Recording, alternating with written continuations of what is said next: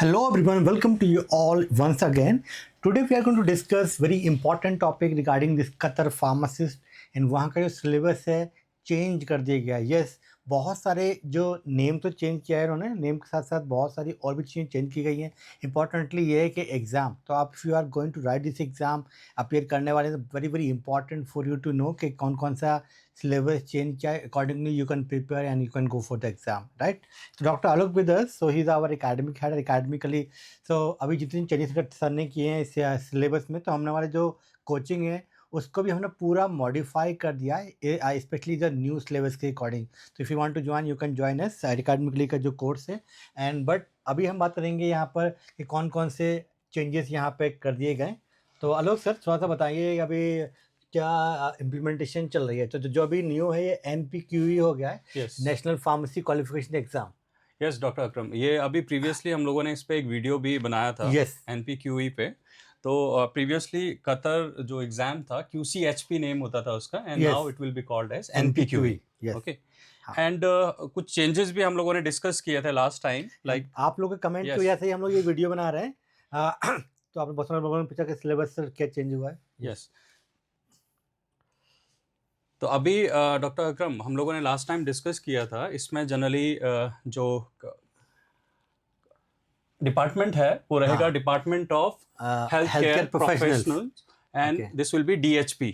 Okay, ठीक है. पहले उसको बोलते हैं QCHP जो करता था, अभी इसको बोलते हैं हम DHP, department of health care professional. ये सारे एग्जाम्स को कंडक्ट करेगा, ये बॉडी के जो एग्जाम को जो है कंडक्ट करने वाली है. ठीक है. Now the next thing is syllabus breakdown. Yes, अभी ये सिलेबस ब्रेकडाउन भी हम लोग लास्ट टाइम डिस्कस कर चुके थे. The exam will be of 3.5 hours. 3.5 घंटे का एग्जाम रहेगा. And there are 4 major domains. तो मेजर डोमेन्स में बायोमेडिकल साइंसेज फर्स्ट डोमेन है, एंड यहाँ पे आप 7 क्वेश्चन एक्सपेक्ट कर सकते हो from this domain. Okay. In the examination you can expect 7 questions. Yes. Okay. Now pharmaceutical sciences 38 questions. Biomedical science में से कौन-कौन से टॉपिक्स, मतलब अगर आपको एक दो बायोमेडिकल साइंसेज में अगर हम लोग बात करें तो बेसिक जो साइंसेज होता है ना, बेसिक साइंसेज से रिलेटेड क्वेश्चंस आते हैं. ओके. तो बेसिक साइंस में आप लोगों ने जो इंटरमीडिएट में पढ़ा हुआ है सिलेबस, या फिर आपने बेसिक एनाटॉमी फिजियोलॉजी पढ़ा हुआ है, या बेसिक फार्माकोलॉजी से रिलेटेड क्वेश्चंस आएंगे. This will be basic biomedical sciences. Okay. And pharmaceutical sciences 38 questions यहाँ पे रहेगा. एंड फार्मास्यूटिकल साइंसेज में जो मेजर डोमेन्स हैं वो आई थिंक सारे फार्मेसी स्टूडेंट्स को पता होंगे. फार्मास्यूटिक्स, फार्माकोलॉजी, फार्माकोग्नोसी एंड फार्माकेमिस्ट्री से रिलेटेड क्वेश्चंस आप एक्सपेक्ट करेंगे in this. Next one is social, behavioural and administrative sciences. 38 questions आप यहाँ से एक्सपेक्ट करोगे. और यहाँ पे कम्युनिटी बेस्ड क्वेश्चंस आपको मिलेंगे, community pharmacy related questions. Okay. Now, next one is clinical sciences, and this one is the major portion. अगर हम यहाँ पे देखें 67%, 67 questions, डॉक्टर अकरम, यहाँ से हम एक्सपेक्ट कर सकते हैं. And total will be 150 questions. तो अगर हम यहाँ पे देखें तो मेनली फोकस करना पड़ेगा हमें on this portion, 67 question of clinical sciences. Okay. Sir इसका पासिंग रेट क्या होता है, आई मीन किसी को पास करना एग्जाम? अभी पासिंग रेट की अगर हम बात जैसे यहाँ पर उन्होंने स्कोर दिया हुआ है, तो पासिंग स्कोर यहाँ पे है 60%. आपको 60% स्कोर करना पड़ेगा, बट 60% लेकर के आपको टारगेट नहीं करना है. If you will target more than 80%, then you can achieve this one. Okay.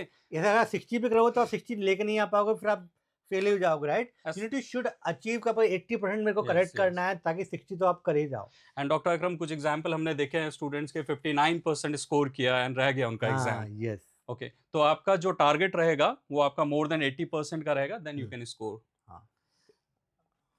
और नेक्स्ट अब हम लोग देख लेते हैं एलैबोरेटिव सिलेबस. हाँ, तो जो बायोमेडिकल साइंस में सर ने बताया था कि अभी क्या क्या चीज रहेंगी. बेसिक बायोमेडिकल साइंसेज की हम लोग बात कर रहे थे, तो बेसिक बायोमेडिकल साइंसेज में फिजियोलॉजी से रिलेटेड क्वेश्चंस आएंगे, like different body systems and questions related to this body systems.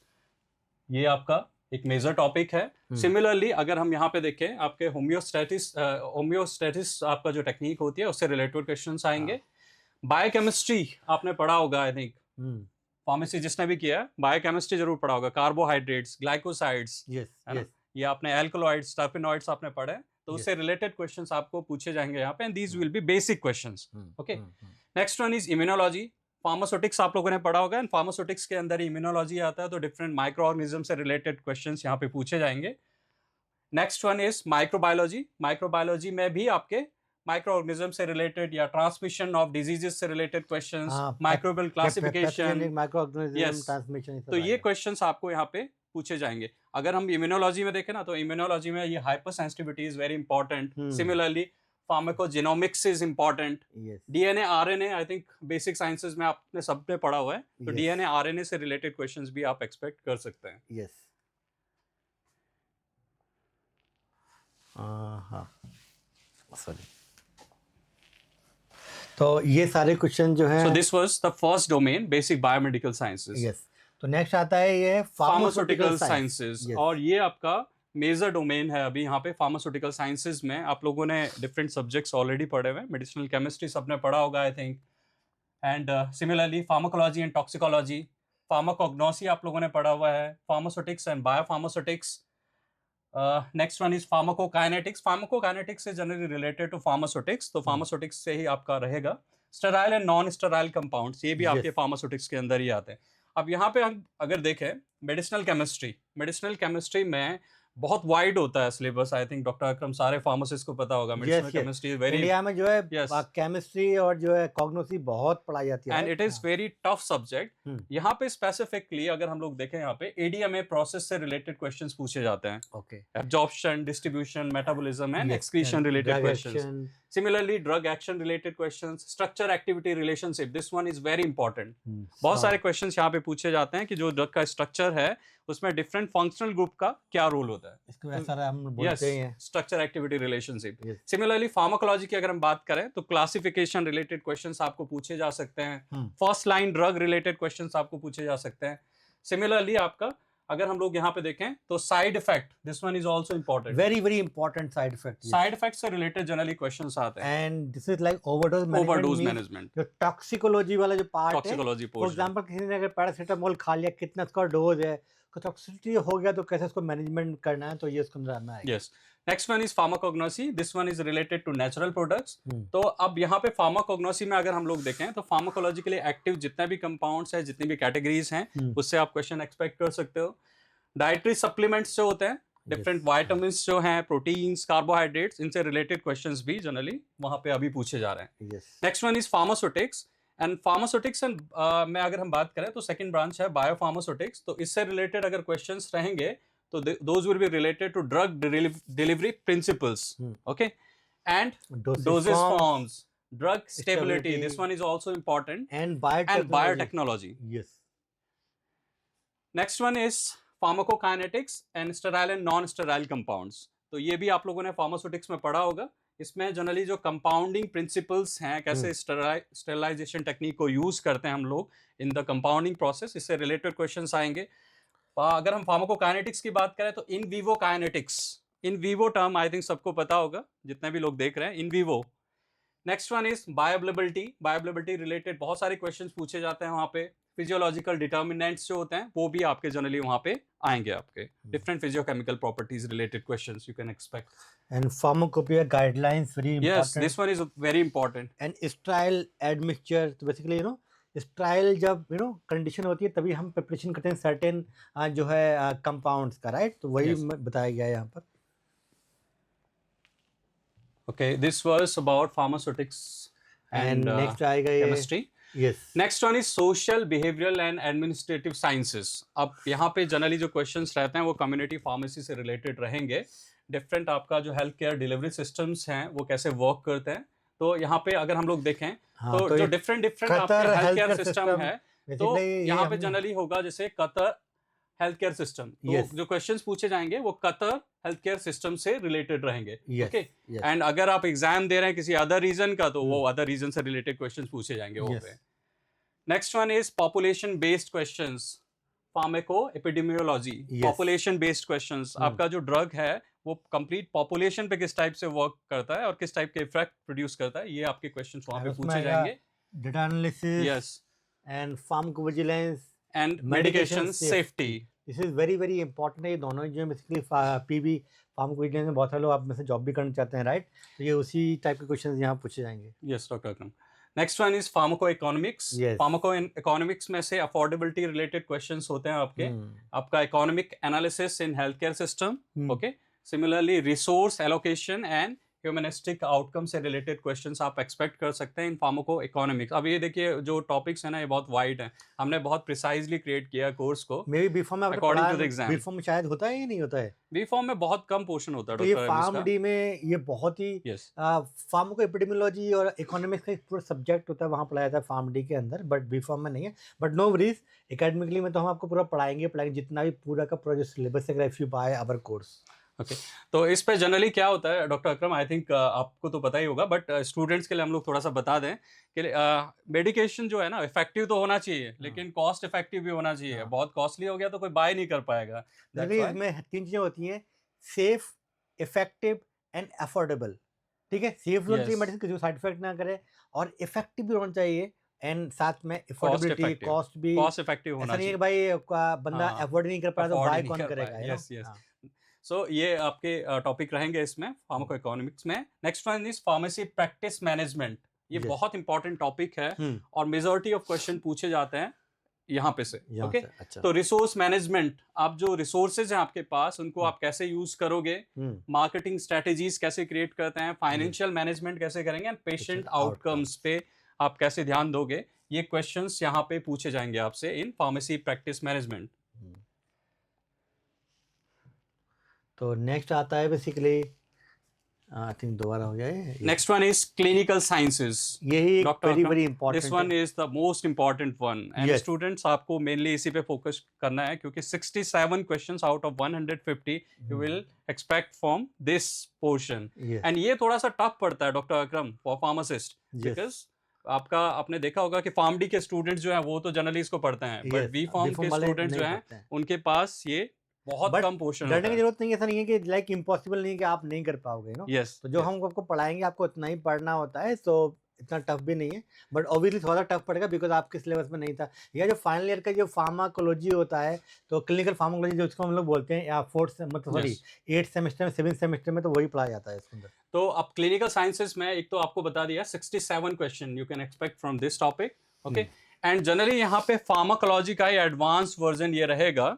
तो फार्माकोलॉजी में हम लोग क्या पढ़ते हैं, नॉर्मली क्लासिफिकेशन पढ़ते हैं, ड्रग्स के बारे में थोड़ा बहुत पढ़ते हैं, mode of action, okay, and receptor related information. यहाँ पे थोड़ा सा हम डीप डाइव करेंगे and we will learn about the different dosing, okay. Basically इसमें मैनेजमेंट इज वेरी इंपॉर्टेंट, कौन सी कंडीशन कौन सी मेडिसिन देनी है, कितनी उसकी डोज देनी चाहिए, राइट, Yes. एंड क्या उसका साइड इफेक्ट है, एंड टॉक्सिकोलॉजी अगर कुछ हो जाता है तो बेसिकली मैनेज करना उस पेशेंट की कंडीशन को, वो वेरी इंपॉर्टेंट होता है। जो फार्माकोथेरेपी जनरली जो फार्मडी वाले बच्चे पढ़ते हैं, तो वही चीज़ है यहाँ पर। तो यहाँ पे अगर हम लोग देखें तो drug information, evidence based practice से रिलेटेड Yes. क्वेश्चंस दिस आएंगे। Is very very important. जैसे हम लोग बोलते हैं ना घर में कि यार ये हो गया तो ये खा लो, ये हो गया तो ये हो गया, राइट। तो यहाँ उनका एविडेंस नहीं है, बट हमारे घर में बहुत पहले से खा रहे हैं, राइट। तो मेडिसिन में क्या होता है, एविडेंस उसका होना चाहिए कि ये दवाई इफेक्टिव है इस कंडीशन में, तभी हम उसको यूज़ करें, कितना उसका एविडेंस अवेलेबल है। यस, एंड सिमिलरली यहाँ पे अगर हम लोग देखें तो क्लिनिकल गाइडलाइन से रिलेटेड भी क्वेश्चंस वहाँ पे पूछे जाएंगे। Yes, very very important. For example किसी को अगर ट्यूबरकुलोसिस है तो जनरली WHO ने जो डॉट्स का ट्रीटमेंट दिया हुआ है, या कोई टाइफाइड है कैसे उसको मैनेज करना है, तो हर कंट्री का अपना एक गाइडलाइन होता है। हमारी गवर्नमेंट ऑफ इंडिया की बहुत सारी गाइडलाइंस है, उस गाइडलाइन के अकॉर्डिंग की डॉक्टर जो है उसको पेशेंट को ट्रीट करता है। एज ए फार्मासिस्ट आपको रिस्पॉन्सिबिलिटी है कि भाई उसको कंडीशन में कौन सा अप्रोप्रिएट मेडिकेशन रहेगा as per the guideline. Yes, and next one is clinical pharmacokinetics. This one is also important. Pharmacokinetic parameters से related questions आपको पूछे जाएंगे। Therapeutic monitoring of drugs to avoid the toxicity. TDM is very very Yes. Important. आपको पता है कि जो medicine का जो इम्पैक्ट जो इफेक्ट होता है सर्टेन अब मतलब उससे कम हो गया तो भी काम नहीं करेगी, राइट। जो बॉडी के अंदर जो उसका कंसंट्रेशन है वो ज़्यादा करके टॉक्सिसिटी हो जाती है, राइट। तो एक सर्टेन उसमें होना चाहिए, इसलिए TDM मॉनिटरिंग करते हैं स्पेसिफिकली। जिसके कुछ लोग होते हैं नैरो थेरेपेटिक इंडेक्स Yes, होती है yes. कुछ मेडिसिन का, फॉर एग्जांपल एंटी एपिलेप्टिक्स है, तो उसमें बहुत ही मॉनिटरिंग करनी पड़ती है, कुछ जो है ड्रग का कंसंट्रेशन बढ़ ना जाए या कम ना हो जाए, ताकि वो इम्पैक्ट नहीं करेगी। Next one is clinical pharmacogenomics. इससे रिलेटेड क्वेश्चंस आप एक्सपेक्ट कर सकते हैं। Personalised drug therapy using pharmacogenomics. Okay, yes, तो इससे बहुत काम भी चल रहा है, बहुत रिसर्च चल रही है। आने वाले टाइम में हर आदमी के लिए या जीन के अकॉर्डिंग मेडिसिन Yes, दिया जाएगा, उस पर genetic बहुत based. साइंटिस्ट काम कर रहे हैं इन फ्यूचर में। तो वही बात है, यहाँ पर अभी यूएस वगैरह में तो अभी चालू भी कर दिया है, बहुत सारी जो एडवांस कंट्रीज है।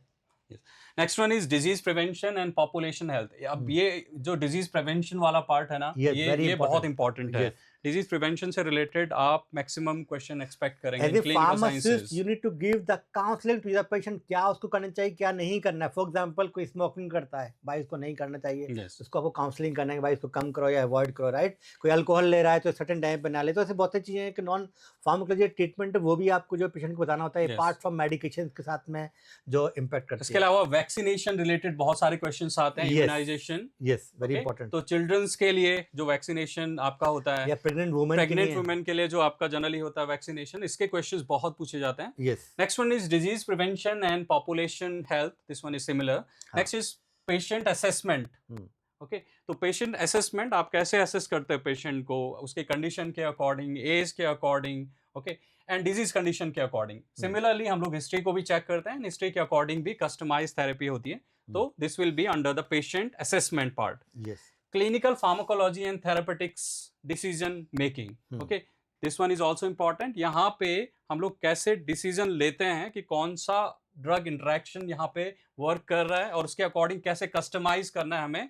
यहाँ ये बहुत ही इंपॉर्टेंट Doses रोल को। होता है फार्मासिस्ट का। जैसे डॉक्टर ने एक प्रिस्क्रिप्शन दे दिया, तो हमारे यहाँ क्या होता है कि लोग बार बार सेम प्रिस्क्रिप्शन को लेते रहते हैं। बट फॉरेन कंट्री में क्या होता है, वहाँ पर 30 डेज का प्रिस्क्रिप्शन होता है। You need to even as a pharmacist, this is your duty, you need to check कोई ड्रग इंटरेक्शन तो नहीं है, कोई गलत तो डॉक्टर ने नहीं लिख दिया। You need to basically call to the doctor, उसको करेक्शन कराना है। This is very very important है। यहाँ तो बहुत सारे क्वेश्चन आएंगे। डिसीजन मेकिंग करनी होती है, आपको डिसीजन डिस्पेंस करना है या आपको डॉक्टर से कंसल्ट करना है, उस टाइम पर इमिडिएटली आपको रिस्पॉन्ड करना होता है। So this is all about the syllabus change in Yes. Qatar region. And academically पे अगर आपको कतर में फार्मासिस्ट बनना है, तो हम आपका उसका पूरा प्रोसेस करवाते हैं। आपका डेटा फ्लो से लेके एग्जाम प्रिपरेशन से लेके to land a job, we will guide you each and everything, so you can join. ये हमारा कोर्स ऑलरेडी कतर का जो एग्जाम है, Qatar Prometric exam preparation course है फ्रॉम एकेडमिकली फॉर फार्मासिस्ट, तो यू कैन ज्वाइन। आपको इसको QR code को भी आप स्कैन करके ज्वाइन कर सकते हो। And please like and subscribe our video so we can make more videos. And thank you so much. Thank you, Dr. Akram. Thank you.